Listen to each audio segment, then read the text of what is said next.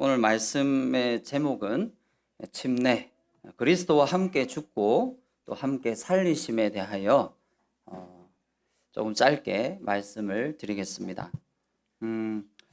교회적으로 2023년도에 2월 달부터 개인 구원 간증 및 침례 상담이 있었습니다. 6명의 또 사람들이 학생 3명, 청년 2명, 또 기혼 자매님 1분 해서 총 6명이 이번에 침례를 받게 되었습니다.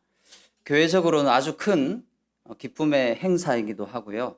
또 하나님 편에서는 얼마나 기뻐하실지 우리가 생각만 해도 가슴이 좀 벅차오릅니다. 이 시간을 위하여 많은 분들이 기도하고 섬기시고 또 복음을 전하시고 지금까지 함께 하셨던 많은 분들이 동력함으로 말미암아 한 사람의 영혼이 구원을 받고 주님께로 돌아올 수 있음을 기억할 때에 우리 모든 성도님들의 기쁨이기도 하고 또 귀한 시간이 되는 것 같습니다. 먼저 침례식이 무엇인가에 대해서 우리는 늘 생각을 하고 있습니다. 복음을 듣고 구원받은 거듭난 사람들이 예수 그리스도를 주님으로 시인하고 말씀에 순종하여 물속에 잠겼다가 다시 일어나는 예식을 우리는 침례라고 부릅니다. 여기에 보면 복음을 듣고 구원받은 거듭난 그리스도인이 받는 거라고 했습니다. 그러니까 아무나 받을 수 있죠. 어릴 때 아기도 받을 수 있고 또 종교 생활을 하는 분도 받을 수 있고 또 하나님을 안 믿더라도 내가 침례를 받고 싶다 하면 또 받을 수도 있습니다. 그러나 그러한 사람들이 받는 것은 이 하나님 앞에서 크게 의미가 없다는 것입니다. 하나님께서는 구원받은 거듭난 하나님의 자녀가 예수 그리스도를 주님으로 시인한 다음에 여러 성도님들 앞에서 이 말씀에 순종하여 물속에 잠기는 예식으로 행하라고 말씀하고 있습니다. 그래서 우리 대구 남부교회는 침례식이라고 이름을 부르고 있는데요.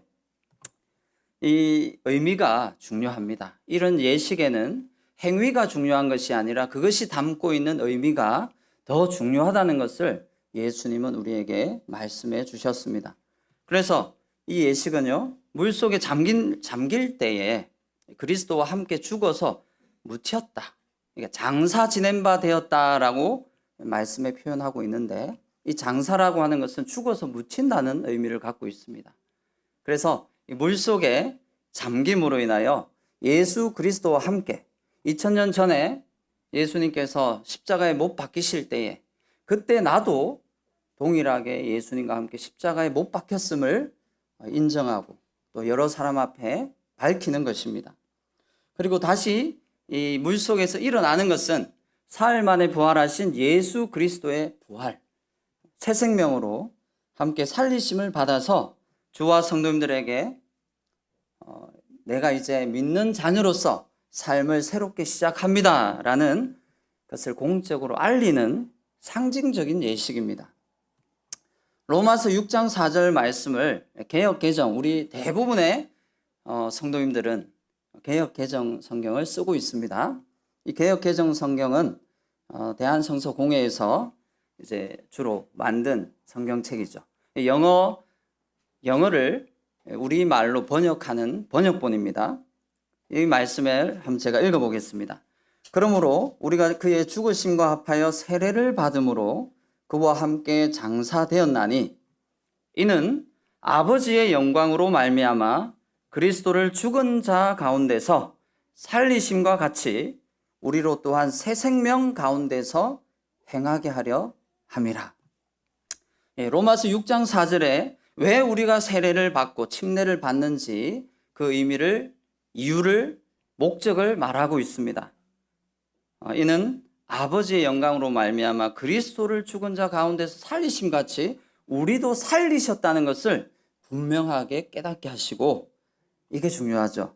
새 생명 가운데 살아가게 하려 함입니다. 그런데 이 로마서 6장 4절을요 KJV 그러니까 킹 제임스 버전으로 흠정역으로는 이렇게 또 번역을 해놨습니다.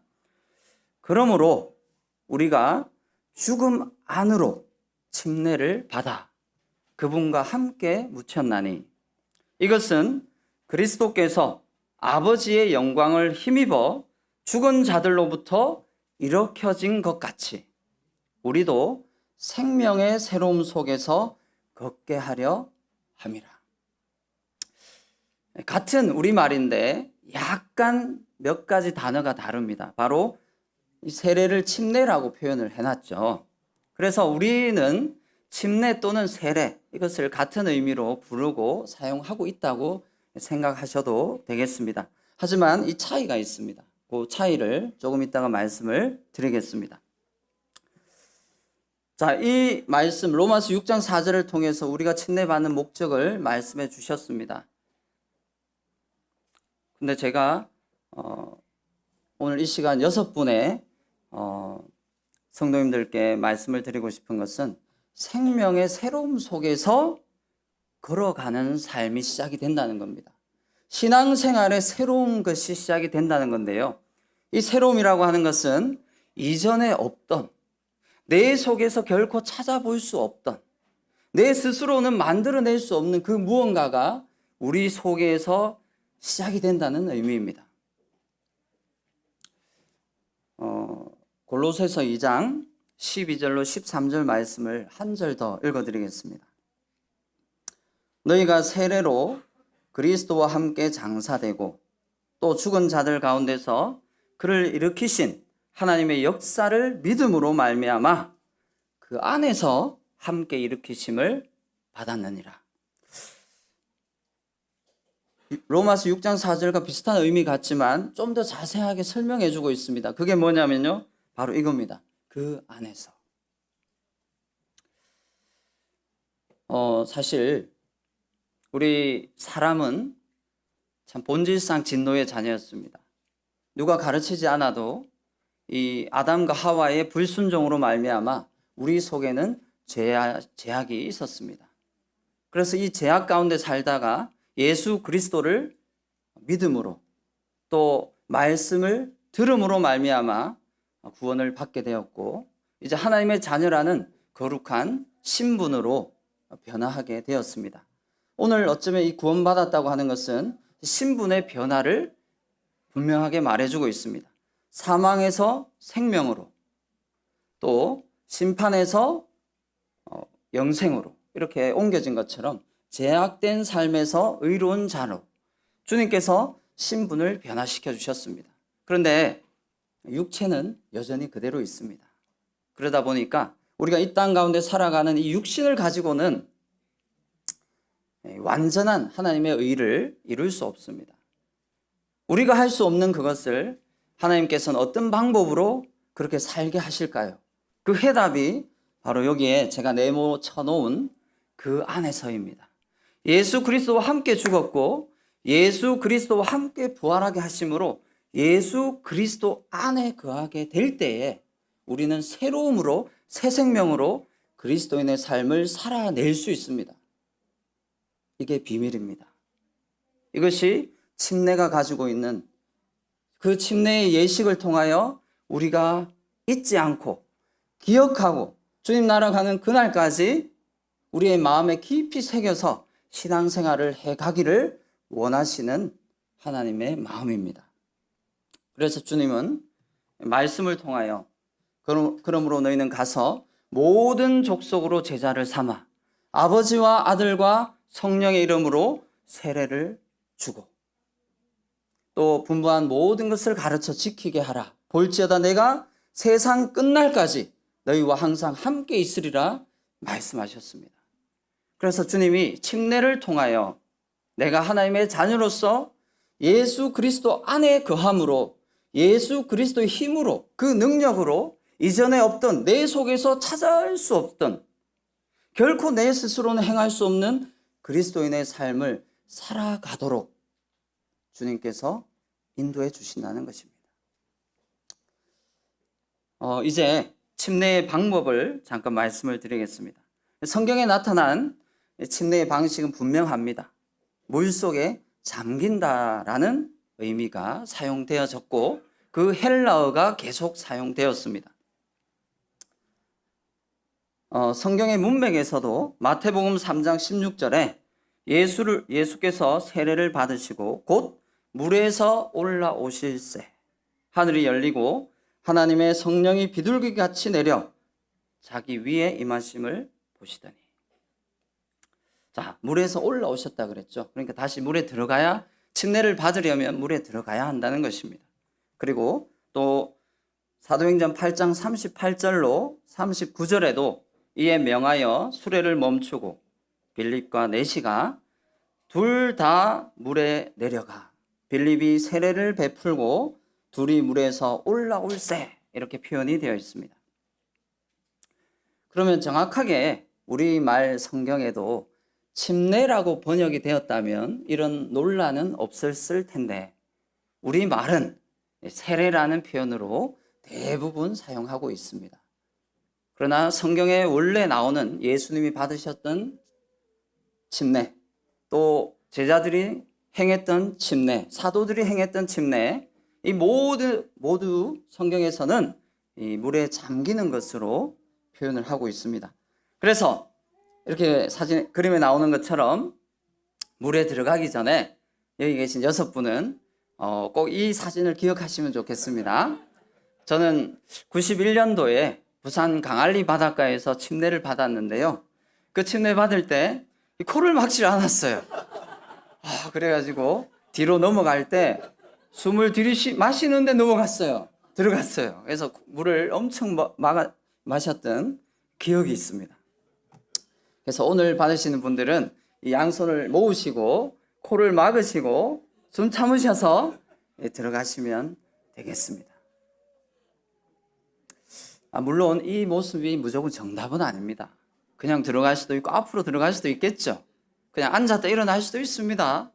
이 형식에 너무 얽매여서는 안 됩니다. 중요한 것은 이런 예식을 통하여 예수 그리스도 우리 주님께서 왜 모든 믿는 자들로 하여금 침례를 받게 하셨는지 그 의미를 기억하셔야 된다는 것입니다. 성경적 의미는 분명히 묻혔다가 일어나는 것입니다. 그런데 이것은 말씀에 순종하는 것이고요. 아까 말씀드렸던 마태복음 28장 19절로 20절입니다. 이런 말씀이 없다면 우리가 굳이 침례식을 행할 필요는 없습니다. 그러나 주님께서 꼭 지키라고 명하신 예식이 2가지가 있다면 우리가 아침에 함께 떡과 잔을 떼며 드렸던 이 만찬 예배와 또 하나는 모든 믿는 자가 하나님과 성도님들 앞에 내가 이제 하나님의 자녀가 되어 그리스도인으로서 살아가겠습니다를 공적으로 선포하는 침례식, 이 2가지를 예수님은 지키게 하셨습니다. 그래서 우리는 지키는 것이지 사람의 어떤 유전이나 관습 때문에 하는 것이 아님을 미리 말씀을 드립니다. 그리고 이 침례 속에는요, 예수님과 함께 내가 죽어서 옛사람이 이제 완전히 죽었습니다. 나는 이제 신분이 다시 옛날 죄인으로 돌아갈 수 없는 사람입니다. 나는 하나님 앞에서 의인이 되었습니다. 이것을 분명하게 깨닫고 기억하는 것입니다. 2번째로 새 생명 가운데 사는 것을 증거합니다. 내가 이제 예수 그리스도와 함께 부활했으니까 새 생명 가운데 하나님의 자녀로서 살아가야 되는데 잘 안 됩니다. 그것이 잘 안 됩니다. 그러나 주님은 우리 가운데 역사하시고 우리 속에 거하시는 성령님으로 말미암아 그 자녀로서의 삶을 살아내게 도와주십니다. 그래서 걱정 안 하셔도 됩니다. 내가 할 수 있는 게 아니거든요. 그래서 오늘 6분, 특히 학생 3명 겁나죠. 학생 때에 내가 제대로 그리스도인으로서 살아낼 수 있을까? 걱정 안 해도 됩니다. 구원받은 하나님의 자녀의 마음속에는 성령님이 함께 하십니다. 그 성령님이 나로 하여금 기억나게 하시고 그 힘을 내게 하시고 능력을 부어주시고 은혜 가운데 거하게 하심으로 그 이 삶을 능히 살아가게 하신다는 것입니다. 그리고 예수 그리스도와 함께 연합하는 예식입니다. 이제 내가 그리스도 안에 거하고 그리스도가 내 안에 거함으로 내가 주님과 함께 살아가고 있구나. 이것을 나타내는 예식입니다. 그런데 이 침례라는 우리말은요, 잠길 침자를 씁니다. 그래서 물속에 완전히 잠긴다라는 것을 강조하는 의미고요. 헬라 원어는 밥티스마입니다. 대부분 이 침례를 받는 장면의 성경 원어에는 이 밥티스마가 쓰였다는 것입니다. 그런데 우리말 한글 세례라고 하는 것은 씻을 세자입니다. 그래서 무엇을 더 강조하고 있냐면요, 죄 씻음을 받는다라는 부분을 강조하는 측면이 있습니다. 그래서 세례라는 말을 쓰는 거죠. 그러면 세례도 죄 씻는 의미니까 그냥 물에 들어가면 되지 않습니까? 예, 맞습니다. 물에 들어가면 되죠. 그런데 헬라 원어에 보면 란티스모스가 물을 뿌린다라는 이 헬라 원어인데요. 성경에 침례받는 모습에서 헬라의 원어 란티스모스가 쓰이지 않았다는 거예요. 그럼 이걸로 우리는 결론을 내릴 수 있죠. 뭡니까? 성경에서 말하는 침례는 물에 잠기는 것이구나. 그럼 도대체 왜 사람들이 세례라는 말을 쓰고 머리나 이마에 물을 붓고 뿌리는 세례라는 것이 오늘날 생겨났을까요? 그 역사를 잠깐 간단하게 살펴보면요, 원래 예수님과 사도들이 행했던 시대에는 침례가 쓰였습니다. 근데 사도들이 다 죽은 이후에요, 어떤 몇몇 거짓 교사들 또는 잘못된 사람들이 침례를 받아야만 구원받는다는 이상한 교리를 펼치게 됩니다. 그리고 그것이 자꾸 확산되다 보니까 너도 나도 침례를 받고 싶어 하죠. 그 속에는 어린아이, 유아, 또 몸이 병든 병자라든지 몸이 불편한 사람도 있습니다. 또 어떤 분은 너무 연세가 많으셔서 침례를 받지 못하는 분도 있겠죠. 물속에 잠긴다는 것이. 그래서 그때에 했던 사람들 중에 어떤 사람들은 이마나 머리에다가 이렇게 물을 뿌린다거나 붓는 모습이 조금씩 나타났답니다. 그리고 2세기죠. 사도들의 교훈이 담긴 책 디다케라는 책이 있는데요. 그 책의 기록에 따르면 침례를 할 수 없다면 물을 붓는 방식을 취하라, 이런 식으로 되어 있답니다. 그러니까 원칙은 뭐죠? 물에 잠기는 겁니다. 그런데 그것을 할 수 없는 사람, 여건, 상황이라면 물을 붓는 것도 괜찮다. 이게 아마 2세기에 조금 퍼지기 시작한 것 같습니다. 그리고 754년에 로마 교회의 교황이었던 스테반 3세가 명령을 합니다. 어떤 명령을 하냐면요, 침례 대신 세례도 괜찮다. 꼭 물에 잠길 필요 없다. 이렇게 공식적으로 선포를 합니다. 이건 천주교 가톨릭입니다. 그리고 1311년에 라벤나 회의에서 이 가톨릭 사제들이 다 모여서요, 결의를 합니다. 이제 우리는 앞으로 세례만 실시하자. 죄 씻음을 강조하면 되는 거니까 머리나 이마에 물을 붓거나 뿌리면 된다. 그러니까 굳이 물속에 잠기지 않아도 된다고 말하면서 앞으로 만약에 침례를 실시하면 사형에 처하겠다라는 이상한 선포를 합니다. 이건 충격이었죠. 그래서 그렇게 시행되어서 많은 사람이 죽기도 했습니다. 1517년에 와서 종교개혁이 일어났는데요, 칼뱅이 종교개혁을 하는 가운데 기독교 강요의 책에도 이렇게 기록이 되어 있습니다. 세례의 방식은 중요하지 않고 초대교회에는 침례를 행했었다. 하지만 우리는 세례를 해도 괜찮다. 이마나 머리에 물을 붓거나 뿌리는 것도 괜찮다. 그것은 중요한 게 아니다. 의미가 더 중요하다.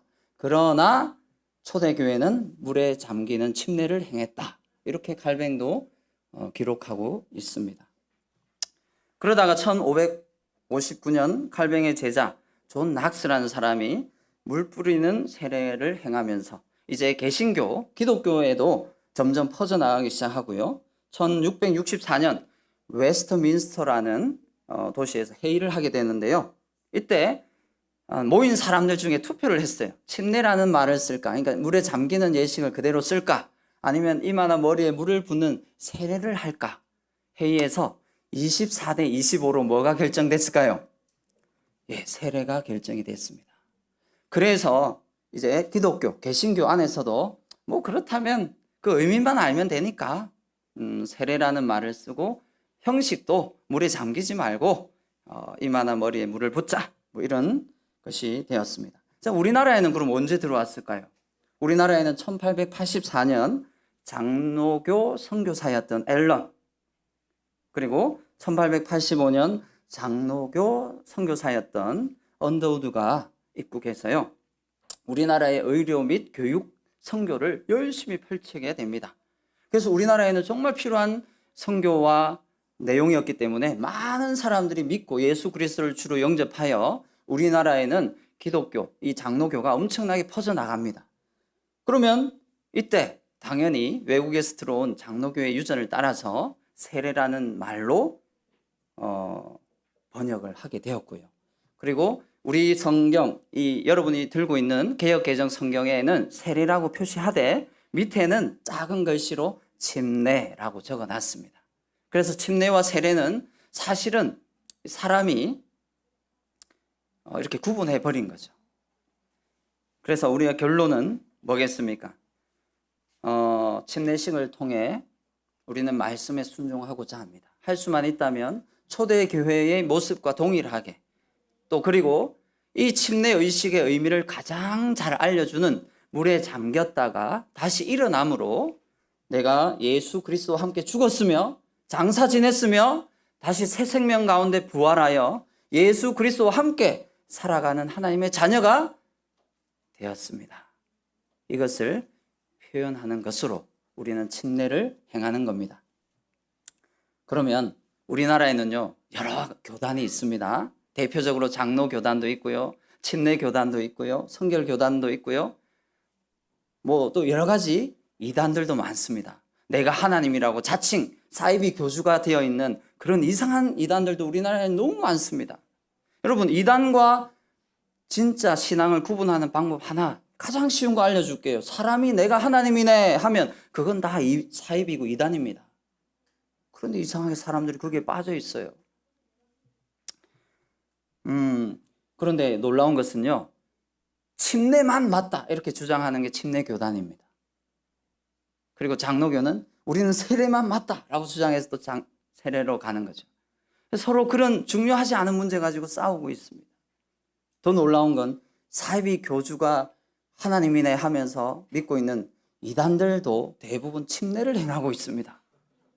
놀랍죠? 그러니까 저는 생각해 봤습니다. 모든 하나님의 자녀는 분명하게 침례를 받습니다. 그러나 침례를 받았다고 해서 그가 하나님의 자녀는 아닙니다. 결론입니다. 오늘 우리가 침례를 받는 것은 이 침례를 받아야 구원을 받는다는 조건이 된다거나 완성이 되는 그런 의미가 아닙니다. 이미 구원을 받았습니다. 내가 마음으로 믿어 의에 이르고 입으로 시인하여 구원에 이르렀습니다. 그러나 오늘 이 시간 침례식을 통하여 공적으로 하나님과 여러 성도님들 앞에 내가 이제 하나님의 자녀로서 살아가고자 합니다를 공적으로 선포하고 알리는 것입니다. 그 의미에 지나지 않습니다. 그렇다고 해서 이 침례식을 가볍게 여겨서는 안 됩니다. 어떤 사람은 마치 자격증 따듯이 내가 이제 1년 동안 다녔으니까 침례 받아도 되겠지, 그런 의미가 아니라는 거예요. 침례를 가볍게 여겨서도 안 되지만 침례에 너무 중요성을 두어서도 안 되는 거죠. 그래서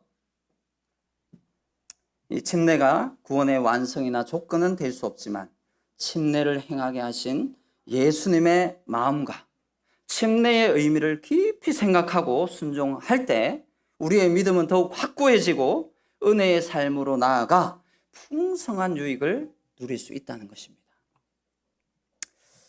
갈라디아서 2장 20절에 내가 그리스도와 함께 십자가에 못 박혔나니 그런즉 이제는 내가 사는 것이 아니요 오직 내 안에 그리스도께서 사시는 것이라.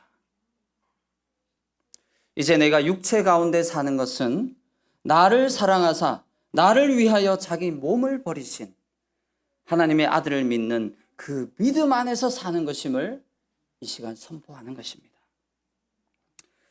그래서 내가 그리스도와 함께 십자가에 못 박혔습니다. 이제 자녀가 되었습니다. 신분이 바뀌었습니다. 이제 내 안에 그리스도 예수께서 사심을 기억하시기 바랍니다. 그리고 생명의 새로움 속에서 살아가야 합니다. 이제 이전에 했던 내 생각, 예전에 했던, 재학 중에 했던 내 행동이나 습관, 태도, 이런 것들을 버려야 합니다. 버리게 해달라고 기도해야 합니다. 말씀 앞에 기도하고 예배 시간에 집중하고 이게 성도로서의 삶의 변화가 시작되는 거겠죠. 그러나 여전히 내가 침례를 받았음에도 불구하고 예배 드리는 시간에 딴 생각하고 있고 예수님을 생각하지 않고 하나님의 은혜를 찬양하지 않는다면 아무런 유익이 없다는 것입니다. 그것을 기억하시고 오늘 침례식에 모든 성도님들이 함께 기뻐하시고 즐겁게 축복해 주시면 좋겠습니다. 네, 이상으로 오늘 말씀은 마치고요. 이어서 침례식과 관련된 진행자가 나오셔서 진행을 해 주시겠습니다. 감사합니다.